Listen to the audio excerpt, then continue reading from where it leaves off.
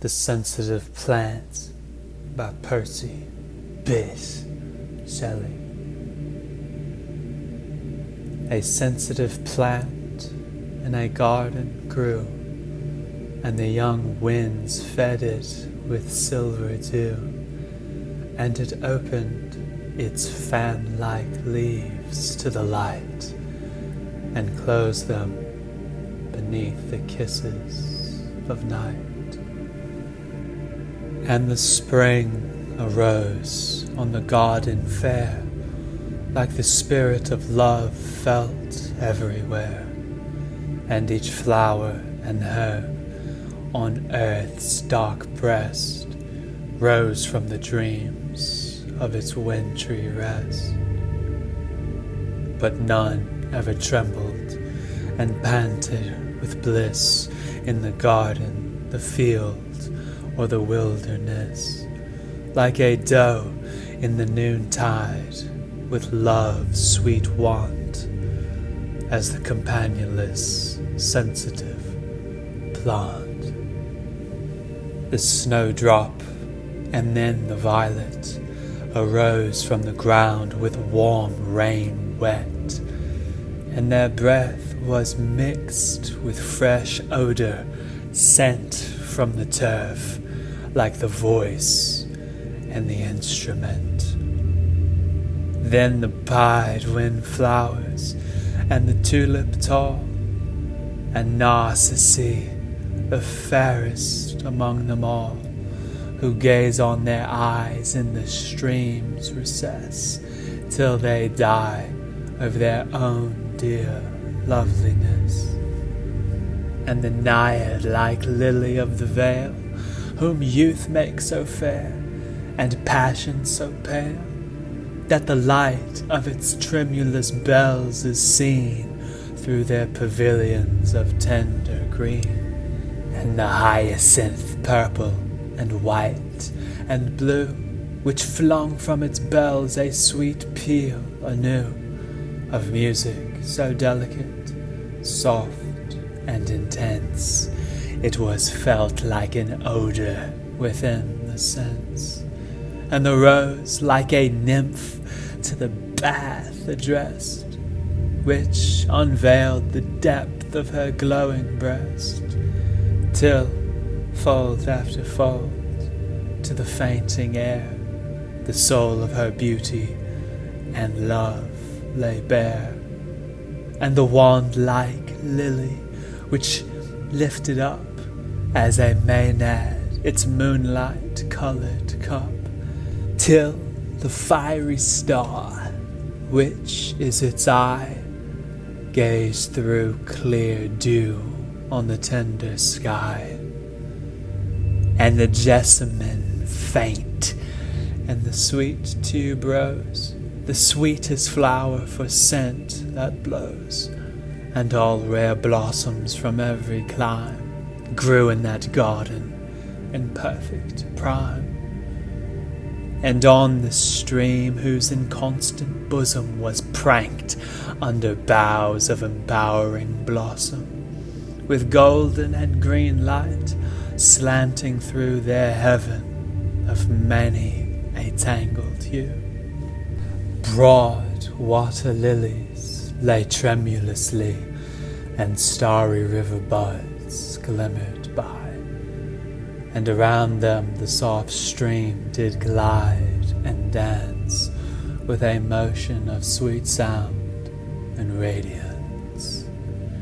And the sinuous paths of lawn and of moss, which led through the garden along and across, some open at once to the sun and the breeze, some lost among bowers of blossoming trees, were all paved with daisies and delicate bells, as fair as the fabulous asphodels, and flowerets which, drooping as they drooped too, fell into pavilions white, purple, and blue, to roof the glowworm from the evening dew.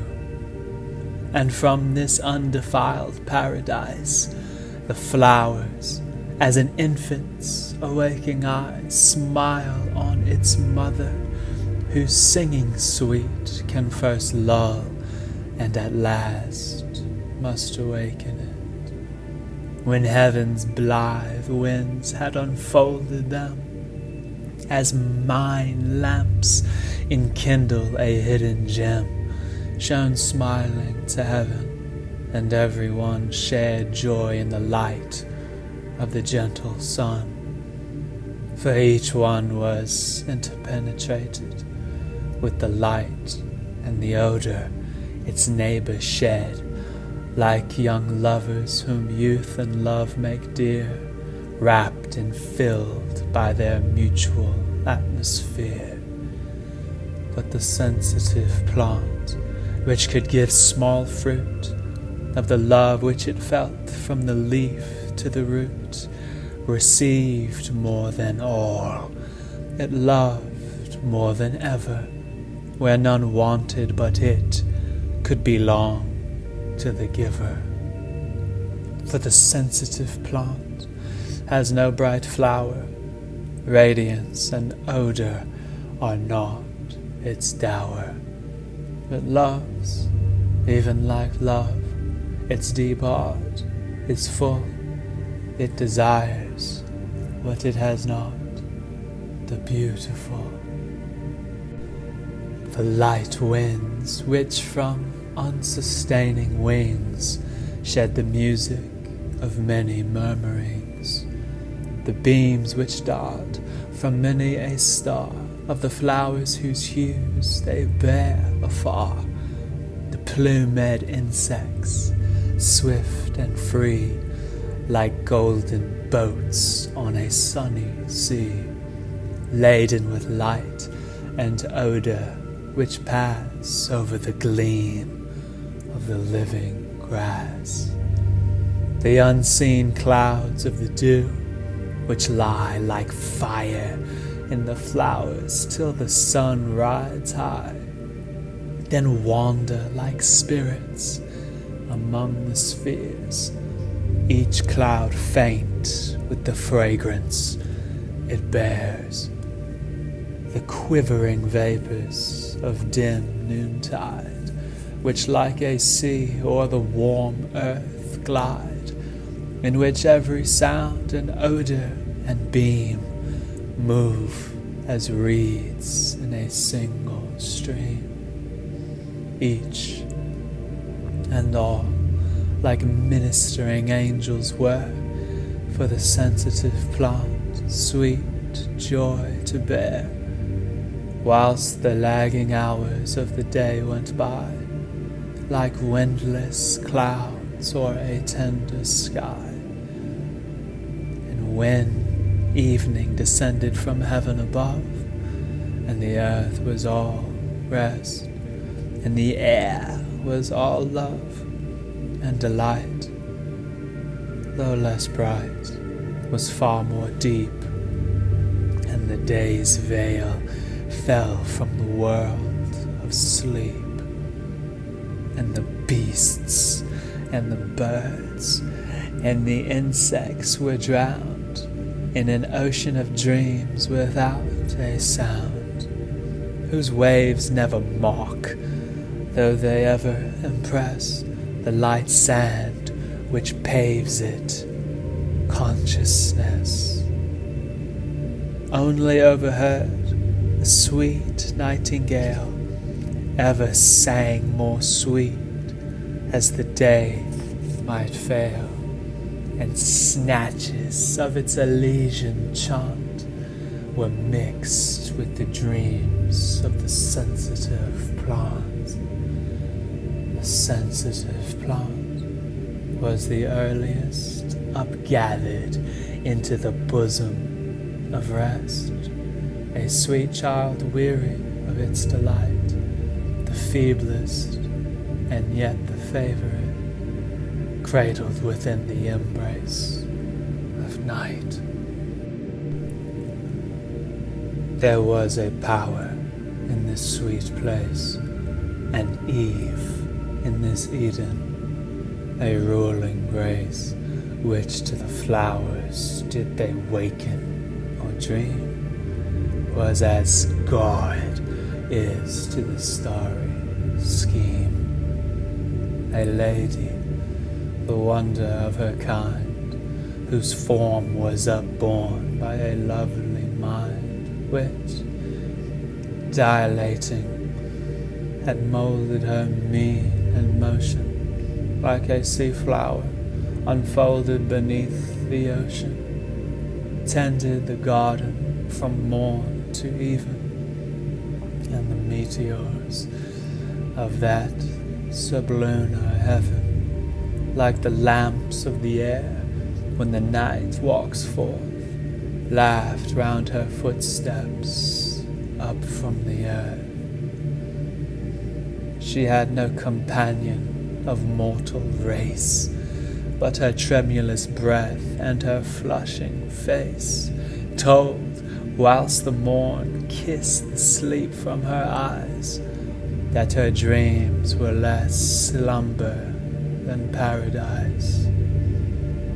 As if some bright spirit for her sweet sake had deserted heaven while the stars were awake, as if yet around her he lingering were, though the veil of daylight concealed him from her.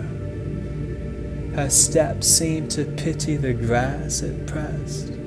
You might hear, by the leaving of her breast, that the coming and going of the wind brought pleasure there and left passion behind. And wherever her airy footstep trod, her trailing hair from the grassy sod erased its light vestige with shadowy sweep, like a sunny storm o'er the dark green deep.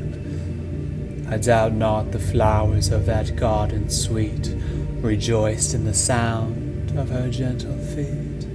I doubt not they felt the spirit that came from her glowing fingers through all their frame. She sprinkled bright water from the stream on those that were faint with the sunny beam, and out of the cups of the heavy flowers she emptied the rain of the thunder showers.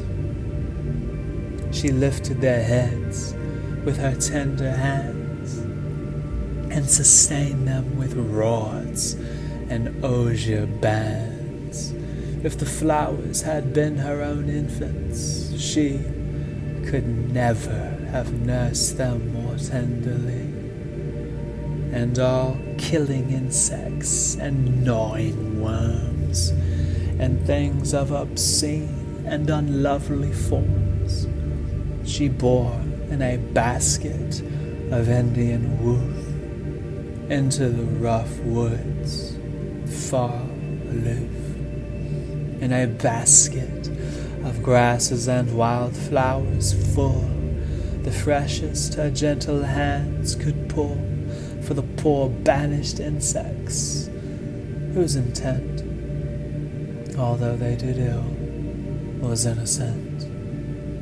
But the bee and the beam-like ephemeris, whose path is the lightnings and soft moths that kiss the sweet lips of the flowers and harm not, did she make her attendant angels be.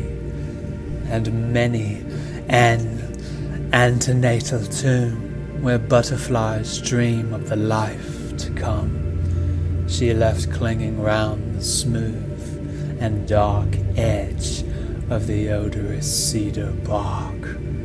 This fairest creature from earliest spring thus moved through the garden, ministering all the sweet season of summertide, and ere the first leaf looked brown, she died.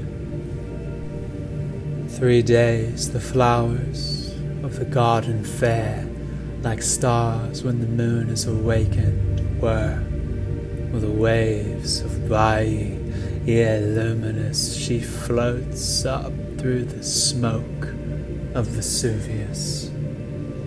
And on the 4th, the sensitive plant felt the sound of the funeral chant, and the steps of the bearers heavy and slow, and the sobs of the mourners deep and low.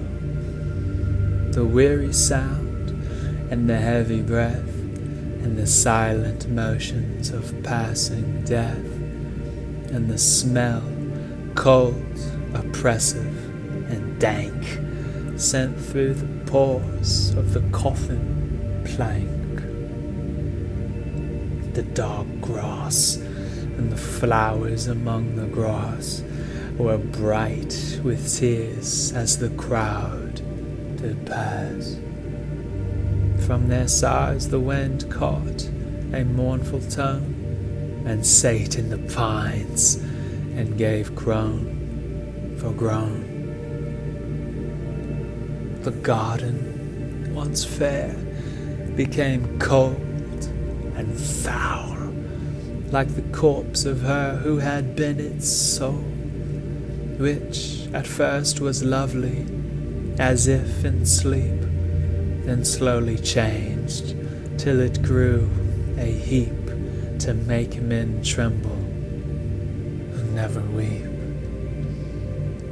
Swift summer into the autumn flowed, and frost in the midst of the morning rode, though the noonday sun looked clear and bright, mocking the spoil of the secret night.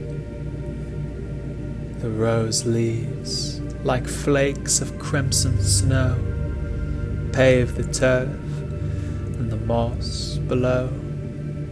The lilies were drooping and white and wan, like the head and the skin of a dying man. And Indian plants of scent and hue, the sweetest that ever were fed on dew, leaf by leaf, day after day, were massed into the common clay. And the leaves, brown, yellow, and grey, and red, and white, with the whiteness of what is dead, like troops of ghosts on the dry wind passed. Their whistling noise made the birds aghast, and the gusty winds waked the winged seeds out of their birthplace of ugly weeds, till they clung round many a sweet flower's stem, which rotted into the earth with them. The water blooms under the rivulet fell from the stalks on which they were set, and the eddies drove them here and there, as the winds did those of the upper air. Then the rain came down, and the broken stalks were bent and tangled across the walks, and the leafless network of parasite bowers massed into ruin, and all sweet flowers. Between the time of the wind and the snow, all loathliest weeds began to grow, whose coarse leaves were splashed with many a speck, like the water snake's belly and the toad's back. And thistles and nettles and darnels rank, and the dock and henbane and hemlock dank stretched out its long and hollow shank, and stifled the air till the dead wind stank. And plants, at whose names the verse feels loath, filled the place with a monstrous undergrowth, prickly and pulpous, and blistering and blue, livid and starred with a lurid dew, and agaries and fungi with mildew and mold started like mist from the wet ground cold, pale, fleshy, as if the decaying dead with a spirit of growth had been animated. Spawn, weeds, and filth, a leprous scum made the running rivulet thick and dumb, and at its outer flags huge as stakes, dammed it up with roots knotted like water snakes. And hour by hour, when the air was still, the vapors arose which have strength to kill. At morn they were seen, at noon they were felt, at night they were darkness, no star could melt. And unctuous meteors from spray to spray crept and flitted in broad noonday, unseen. Every branch on which they alit by a venomous blight was burnt and bit. The sensitive plant, like one forbid, wept, and the tears within each lid of its folded leaves, which together grew, were changed to a blight of frozen glue. For the leaves soon fell, and the branches soon by the heavy axe of the blast were hewn. The sap shrank to the root through every pore as blood to a heart that will beat no more. For winter came, the wind was his whip, one choppy finger was on his lip. He had torn the cataracts from the hills, and they clanked at his girdle like manacles. His breath was a chain, which without a sound the earth and the air and the water bound. He came, fiercely driven in his chariot thrown by the tenfold blasts of the Arctic zone. Then the weeds, which were forms of living death, fled from the frost to the earth beneath. Their decay and sudden flight from frost was but like the vanishing of a ghost. And under the roots of the sensitive plant, the moles and the dormice died for want. The birds dropped stiff from the frozen air, and were caught in the branches naked and bare. First, there came down a thawing rain, and its dull drops froze on the boughs again. Then there streamed up a freezing dew, which to the drops of the thaw rain grew, and a northern whirlwind wandering about like a wolf that had smelt a dead child out, shook the boughs thus laden and heavy and stiff, and snapped them off with his rigid grip. When winter had gone and spring came back, the sensitive plant was a leafless wreck. But the mandrakes and toadstools and docks and darnels rose like the dead from their ruined charnels. Whether the sensitive plant, or that which within its boughs like a spirit sat, ere its outward form had known decay, now felt this change, I cannot say. Whether that lady's gentle mind, no longer with the form combined, which scattered love as stars do light, found sadness where it left delight. I dare not guess, but in this life of error, ignorance, and strife, where nothing is but all things seen, and we the shadows of the dream. It is a modest creed, and yet pleasant, if one considers it, to own that death itself must be, like all the rest, a mockery. That garden sweet, that lady fair, and all sweet shapes and odors there, in truth have never passed away. 'Tis we, 'tis ours, are changed, not they, for love and beauty and delight. There is no death nor change, their might exceeds our organs, which endure no light, being themselves obscure.